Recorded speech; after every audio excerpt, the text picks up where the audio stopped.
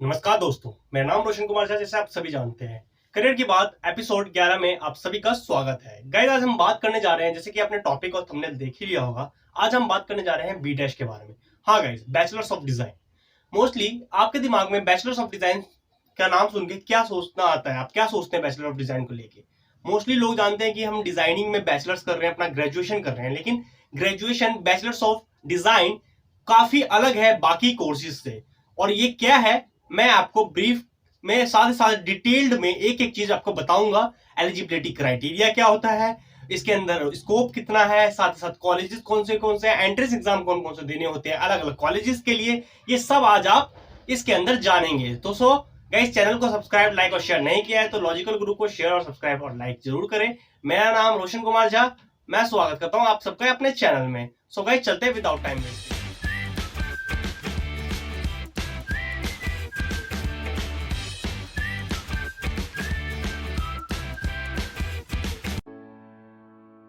Guys, सबसे पहले मैं बात करने जा रहा हूं बी डैश। बी डैश है क्या? कभी आपने सोचा है? बी डैश का नाम मोस्टली लोगों के मन में आता है, तो आजकल बी डैश को काफी प्रचलित किया जा रहा है। डिजाइनिंग में भी आजकल इंजीनियरिंग ही हो रही है। सपोज कीजिए बीटेक कर रहे हैं, वो भी 4 साल का कोर्स होता है, और बी डैश जो बैचलर ऑफ डिजाइन है वो भी 4 साल का ही कोर्स होता है गाइस। सेम थिंग है, बट फिर भी ये कैसे अलग है बीटेक से? अगर मैं बीटेक की बात करूं तो बीटेक नॉर्मली किसी भी ब्रांच में होता है, जैसे computer engineering, software engineering, etcetera etcetera. But B dash designing में होता है। डिजाइनिंग में भी अलग अलग स्पेशलाइजेशन गाइस होते हैं। जैसे कि अगर मैं बात करूं इंटीरियर डिजाइनिंग की, टेक्सटाइल की, प्रोडक्शन डिजाइनिंग के लिए, और भी बहुत सारे आपको दिखाई दे रहा होगा। ये सब सारे डिजाइनिंग के फैक्ट्स और स्पेशलाइजेशन है, जिसमें आप डिजाइनिंग में बी डैश से कर सकते हैं, अपना बैचलर्स कंप्लीट कर सकते हैं डिजाइनिंग में। अब मैं बताना चाहूंगा कि इसकी एलिजिबिलिटी क्राइटेरिया क्या है दोस्तों। कभी भी किसी के एग्जाम का एंट्रेंस देने के लिए या फिर किसी चीज के लिए एक एलिजिबिलिटी क्राइटेरिया होता है, एक क्राइटेरिया सेट किया जाता है आप किसी भी एग्जाम्स को क्रैक करने के लिए।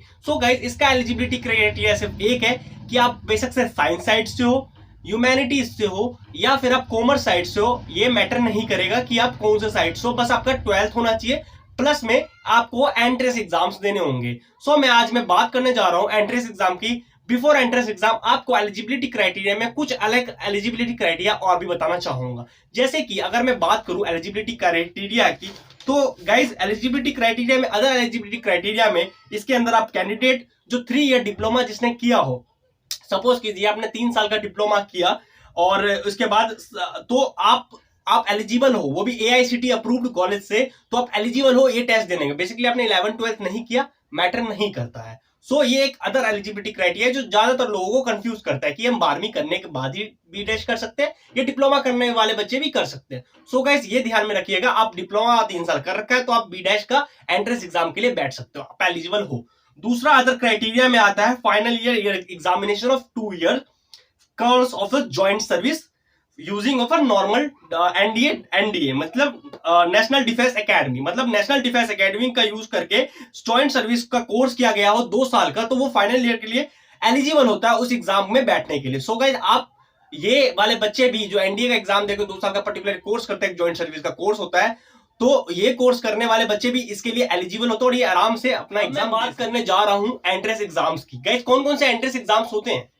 कभी आपने सोचा है? कोई भी एग्जाम होता है, जैसे लाइक बीटेक देते हैं तो बीटेक के लिए जेई मेंस सबको पता है, जेई मेंस, जेई एडवांस, हम आईआईटीज वगैरह। लेकिन आपको पता है बी डैश के लिए कौन कौन से एंट्रेंस एग्जाम होते हैं? लोगों के मन में तो ये चल रहा है कि हमें बी डैश करनी है, लेकिन बी डैश करने का पाथ क्या है, कौन सा राइट पाथ है, वो आज मैं आपको इस वीडियो में बताने जा रहा हूं। Guys, yes, without time wasting आज मैं बताऊंगा कि कौन कौन से एंट्रेंस कॉलेजेस जो टॉप कॉलेजेस में आते हैं, जिसके अंदर आप बी डैश के लिए एंट्रेंस एग्जाम दे सकते हैं और आपके लिए ज्यादा बेटर कॉलेजेस होंगे। गाइस, सबसे पहले कॉलेज के लिस्ट में सबसे पहले जो नाम आता है और जो सबसे पहले एंट्रेंस एग्जाम आता है, वो आता है under graduate common entrance exam for design, जिसे हम यूसीईडी भी कहते हैं। ये बेसिकली जो एग्जाम होता है गाइस, ये नॉर्मली जो एग्जाम होता है ये बाकी एग्जाम की तरह अलग होता है, क्योंकि ये जो होता है ये कंडक्ट कराता है आईआईटी बॉम्बे, और आईआईटी मुंबई कंडक्ट कराता है। और आईआईटी बॉम्बे के अंदर जो भी मतलब ऑफर होते हैं कॉलेजेस, मतलब सपोज कीजिए जैसे कि जेई मेंस है, जेई मेंस का आप एग्जाम देते हैं, आपका नंबर आईआईटी वगैरह में नहीं आ पाता, आईआईटी रुड़की, आईआईटी खड़गपुर, तो आप क्या करते हैं, आप जाते हैं, आप जाते हैं कि हम अदर कॉलेजेस की तरफ जो उसके थोड़े से रैंकिंग कम हो बट इसी की तरह हो, जस्ट लाइक डीटीयू, एनआईटी और सो ऑन। है ना। ऐसे ही इसमें बी डैश में भी यूए एक सबसे नंबर 1 जो एग्जाम है आपको देना चाहिए मेरे अकॉर्डिंग टू ओपिनियन, #ओपिनियन के अकॉर्डिंग, मेरे अकॉर्डिंग, कि under graduate common entrance exam for design आप सबसे पहले दीजिए।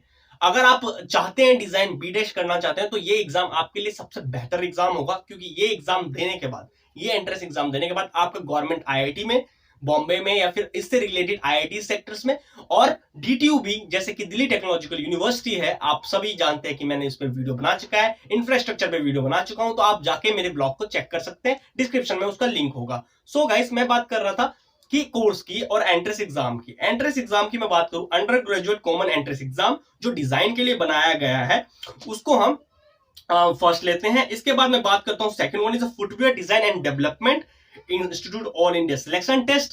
गाइज ये होता है एक बेसिकली एफडीडीआई, फुटवेयर डिजाइन और डेवलपमेंट इंस्टीट्यूट है। बेसिकली फुटवेयर को डिजाइन करने के लिए इंस्टीट्यूट बनाया गया है, लेकिन अब इसमें बहुत सारे कोर्सेज भी एनरोल दिन प्रतिदिन हो रहे हैं। और इसके बाद इसका जो टेस्ट है mostly all India selection test होता है जो एफडीडीआई द्वारा करवाया जाता है। तीसरे नंबर पे हमारे लिस्ट में है वो है school of fashion technology common entrance test, जिसको हम सॉफ्ट सीईटी भी कहते हैं, जो स्कूल ऑफ फैशन टेक्नोलॉजी करवाता है, हमारा कॉमन एंट्रेंस एग्जाम टेस्ट करवाता है सीईटी द्वारा। फोर्थ नंबर पे है national institute of design entrance exam. Guys, national institute of design entrance exam काफी हाई फाई लेवल का डिजाइन इंजीनियरिंग कॉलेज है, जो गवर्नमेंट कॉलेज है और नेशनल लेवल का कॉलेज है, और आप इसको डीएटी आपको देना पड़ेगा, एनआईडी द्वारा डीएटी। तो national institute of design entrance exam आपको देना पड़ेगा अगर आप इस कॉलेज में इंटरेस्टेड हैं तो। फिफ्थ में मैंने अपने जो कॉलेज मैंने लिस्ट बनाया है उसमें लिखा है Symbiosis entrance exam for design, मतलब एसईईडी एग्जाम आपको देना पड़ेगा, Symbiosis entrance exam for a design, अगर आप सिम्बोसिस कॉलेज में जाना चाहते हैं तो। 6 नंबर पे but not least United world institute of design United world institute of design जो डिजाइन एप्टीट्यूड टेस्ट करवाता है, और इस कॉलेज में अगर आप एंट्री चाहते हैं तो आप जा सकते हैं। बेसिकली ये जो कॉलेज है mostly semi government private type का कॉलेज है, बट ये काफी अच्छी रैंकिंग में बताया जाता है अंडर शिक्षक और school.com के। सो आप ये UIDDAT टेस्ट देके United world institute of design में जा सकते हैं, एप्टीट्यूड टेस्ट होता है उसके जरिए।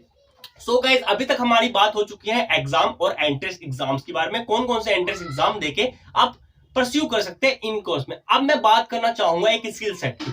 कोई भी आदमी अगर कोई भी चीज करता है तो एक स्किल सेट करके करता है कि मुझे किस चीज के लिए करना है और मुझे क्या चीज करनी है। सबसे मेन इंपॉर्टेंट है जॉब्स और स्कोप इसमें कितना है और किस तरीके से है। गाइज, अगर मैं स्कोप की बात करूं तो इसके अंदर पर्टिकुलर बहुत सारे स्पेशलाइजेशन है। सबसे पहले मैं स्पेशलाइजेशन के ऊपर आऊंगा। गाइज, आप इसके अंदर बी डैश में अलग अलग स्पेशलाइजेशन जैसे like textile designing, product designing, इसके अलावा विजुअलाइजेशन कम्युनिकेशन, गेम डिजाइनिंग, इसके अलावा अलग अलग सॉफ्टवेयर डिजाइनिंग, कैड कैम, ये सब चीजें आपको सिखाई जाती हैं।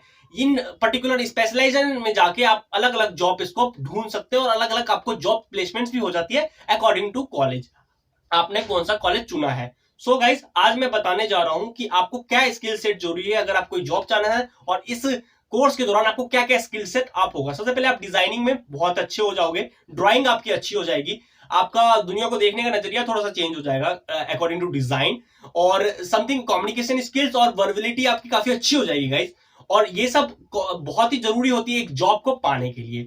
सो गाइज, ये लिस्ट है पूरे जिसके थ्रू आपका एक स्किल सेट बना के आपको एक जॉब मिलेगा।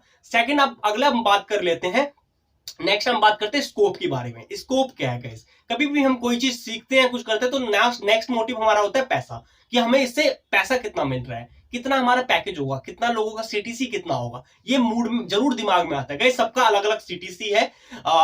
टेक्सटाइल इंजीनियरिंग प्रोडक्ट के लिए अलग पैकेज है, 3 लाख, 3.5 लाख, 5 लाख, 6.5 लाख, 7 लाख, मतलब मैक्सिमम ज्यादा से ज्यादा 7 lakh average package B Des जरिए आपको मिलेगा, जो नॉर्मली आपको, और मिनिमम आपको 3 से 3.5 लाख तक का मिनिमम आपको एवरेज पैकेज मिल जाएगा मोस्टली बी डैश स्टूडेंट्स के लिए। सो गाइज अब नेक्स्ट में चलता हूं कंपनीज के बारे में। गाइज कंपनीज की अगर मैं बात करूं, बी डैश बहुत से कंपनीज को हायर करती है और बहुत कंपनी में रिक्वायर्ड करती है। अब मैं अगर मैं लिस्ट की बात करूं तो पूरी लिस्ट आपके सामने है। इन लिस्ट में आप देख सकते हैं फ्लिपकार्ट हो गया, गोल्डसेच हो गया, इसके अलावा मारुति सुजुकी हो गया, महिंद्रा, ये सब सारी कंपनीज है, पूरी टॉप लिस्ट है। मैं सबका नाम नहीं ले सकता, लेकिन आप पूरी लिस्ट स्क्रीन पे देख सकते हैं कि ये पूरी लिस्ट है जो बी डैश स्टूडेंट्स को पर्टिकुलर अलग अलग स्पेशलाइजेशन के लिए अकॉर्डिंग टू जो आप स्पेशलाइजेशन में बी डैश कर रहे हैं, टेक्सटाइल हो, प्रोडक्ट डिजाइनिंग हो, इस स्पेशलाइजेशन के लिए स्टूडेंट्स को जरूर रिक्वायर्ड करती है।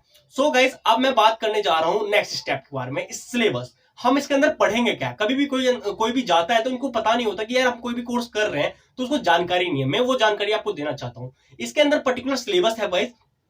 आपको फर्स्ट सेमेस्टर में क्या पढ़ाया जाएगा, सेकंड सेमेस्टर में क्या पढ़ाया जाएगा, फिफ्थ, सिक्स, सेवंथ, एट्थ, क्योंकि 4 साल का तो 8 सेमेस्टर होंगे। पर सेमेस्टर के हिसाब से आपकी पूरी स्क्रीन पे जानकारी आ रही होगी। जैसे कि आप फर्स्ट सेमेस्टर में फंडामेंटल्स पढ़ेंगे, डिजाइनिंग के स्टार्टिंग में ड्राइंग्स पढ़ेंगे, कुछ समथिंग, फिर सेकंड में थोड़ा कुछ एक्स्ट्रा होगा।